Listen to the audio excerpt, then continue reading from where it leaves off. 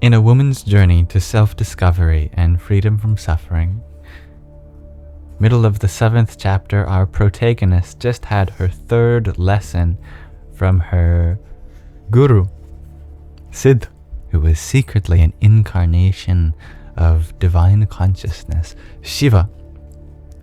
They were learning the secrets of immortality from an ancient tradition known as Advaita Vedanta.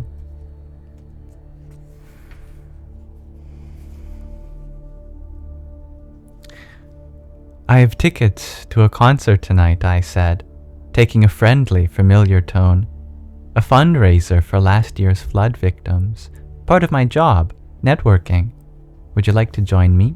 Jatayu can take us." "I can't," he said. A swarm of screaming school children, the ones we had seen earlier, descended on us, separating us. The children surrounded him, clamoring for attention. "Why do you teach me?" I shouted. "Because you asked me," he shouted back, shrugged, smiled, and waved goodbye. Back in my room, I reviewed that famous verse of the Bhagavad Gita that I had once painstakingly analyzed with my Sanskrit teacher, Miss Nandi. The verse that starts with Karmanyevadhikaraste, etc., which translates to, "Your right is for action alone, never to its fruits at any time. Never should the fruits of action be your motive. Never let there be attachment to inaction in you." We can break down the Sanskrit karmani, which means in action, in deeds. The neuter, locative singular. Adhikaras, prerogative, masculine, nominative, singular.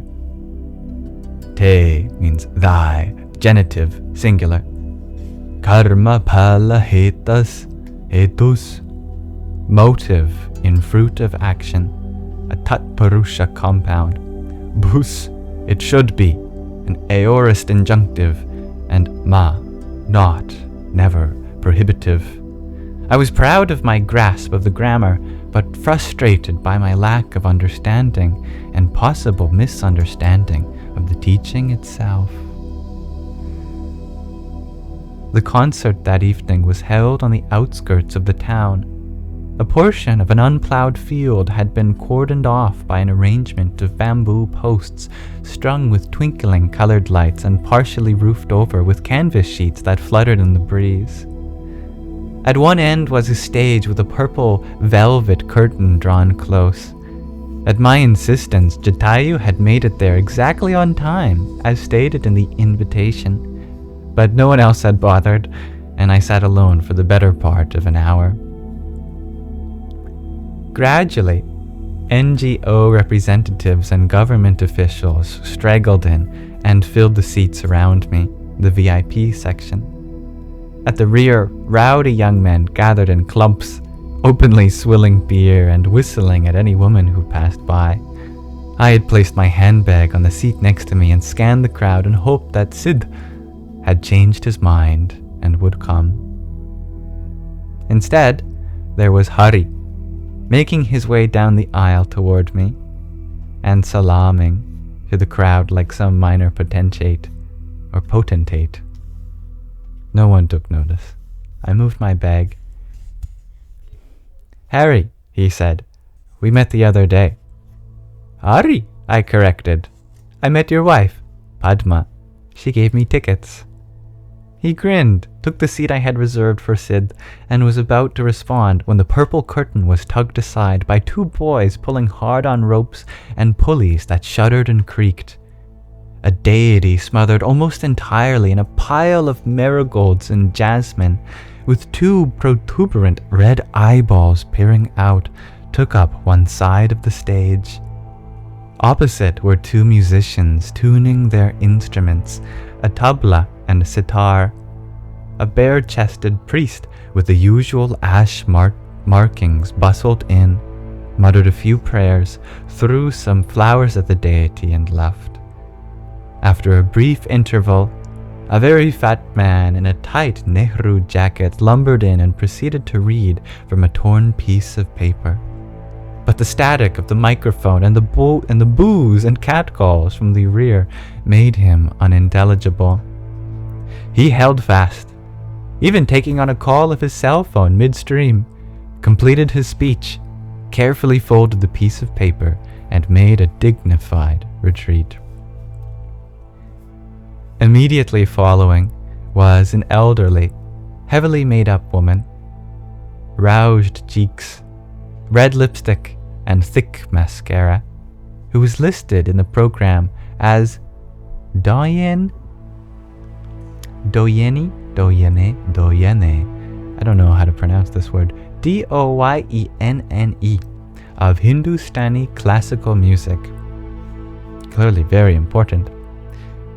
She looked around in confusion, spotted the musicians, smiled with a toothy smile, lowered herself to the floor, and launched into a lengthy warbling, which was also met with boisterous mocking from the young men at the rear. Hari sat back relaxed, slapped his thigh, keeping some sort of time to the barely audible singing. Next were a pair of jugglers, who skillfully lobbed numerous objects in the air, and as a finale somersaulted into the wings to a huge applause. The curtain closed, and after a few ominous minutes, was squeakily drawn back to reveal a pitch-dark stage. A blue spotlight darted crazily, trying to find its mark. "Come on, man, play," Hari said in a loud whisper. The spotlight jerked up and down and landed on a tall, thin man hovering in the far corner, a flute to the lips and a gold cardboard crown with a peacock feather on a head of a black cloth of curls. A yardage of ochre silk was gathered and tied between his crossed legs. His bare, scrawny chest, now eerily bathed in a blue light, was garlanded with gold cardboard necklaces. His heavily kohled eyes rolled around, straining to find the musicians who sat shrouded in darkness. A flute player must have come on board, for suddenly a lilting melody issued from the sidelines and overhead lights flooded the stage. The man sprang into action and executed a number of vigorous movements while rushing back and forth, all the while mimicking his playing of the flute. He finally came to rest. 3 loud knocks were struck on the tabla, and a string of young girls draped in colorful silks, anklet bells tinkling, skipped in.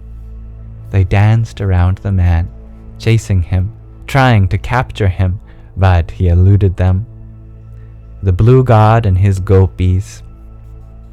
The sitar and tabla picked up the beat, the flute just ahead of them, as the girls wove in and out in dizzying patterns. Suddenly, it was Pepe, my associate I was separated from. I saw, as the blue god, Pepe playing the flute with his girls, the ones that he had taken care of who were abused and discarded. His gopis, rushing him, making circles, slowing down, then starting up again, and finally capturing him. My eyes filled with tears. "I promise you, Pepe," I whispered, "you will play the flute and your gopis will dance. I will bring them back to you." Hari handed me a handkerchief. I blew my nose noisily. "I must go," I said. Yes, you go."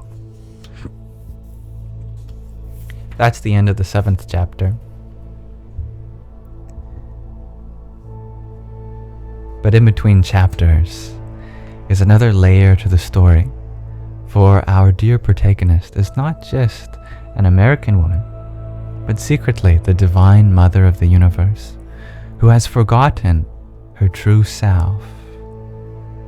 In fact, there are many divine incarnations in our story, playing the role of humans, but secretly divine. Here is the layer of the story from the perspective of the divine.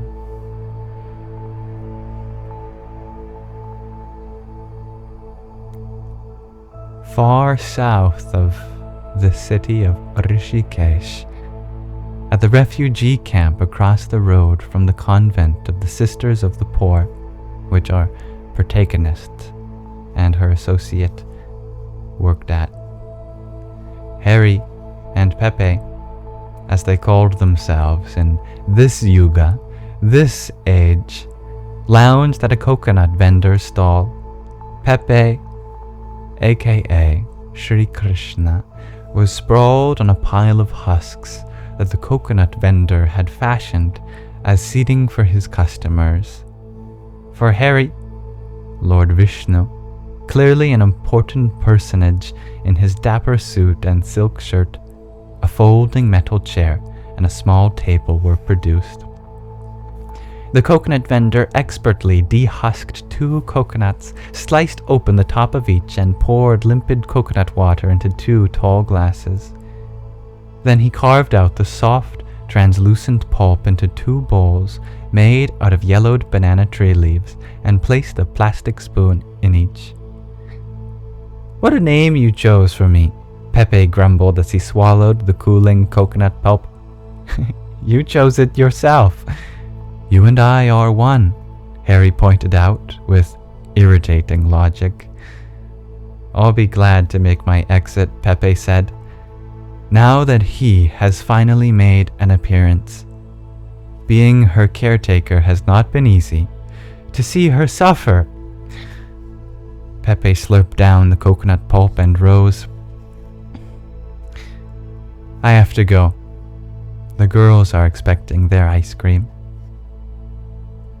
When Pepe was about to cross the road to the convent, he stopped, turned.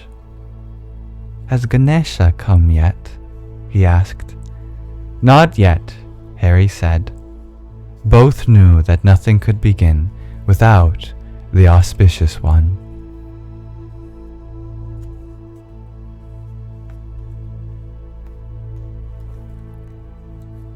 Alright, that ends our reading for now. So thank you for listening. I look forward to continuing this wonderful divine adventure with you as we pick up the book again next time.